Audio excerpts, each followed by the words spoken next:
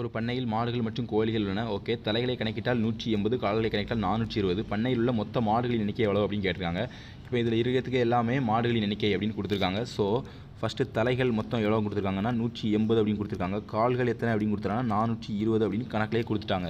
Okay, இப்போ வந்து நான் ஆப்ஷன் சி எடுத்திருக்கேன்னு வச்சுருங்களேன். மாடுகளின் எண்ணிக்கை 30 அப்படின்னு எடுத்திருக்கேன்னா அப்போ கோழியோட எண்ணிக்கை எத்தனையாக இருந்திருக்கணும்? மொத்தமே 180 தலை தான். அதில் 30 தலை மாடுக்கு போயிடுச்சு. அப்போ 180 தலை கோழியாக இருந்திருக்கணும். ஓகே, இப்போ 30 மாடுகள் இருந்திருக்குன்னா ஒரு மாடுக்கு 4 கால். ஸோ 30 மாடுக்கு 120 கால் இருந்திருக்கணும். ஓகே, கோழிகள் மொத்தம் 150 அப்படின்னா ஒரு கோழிக்கு 2 கால். ஸோ 150 கோழிக்கு 300 கால் அப்படின்ட்டு இருக்குது. மொத்த கால்களை கூட்டினா 420 கிடைக்குது, தலைகளை கூட்டினா 180 கிடைக்குது.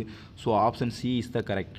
பிடிச்சிருந்தா ஷேர் பண்ணுங்கள், சப்ஸ்கிரைப் பண்ணுங்கள். ஃபுல் வீடியோ லிங்க் டிஸ்கிரிப்ஷனில் இருக்குது, அதையும் பார்த்துக்கோங்க. Okay, thank you.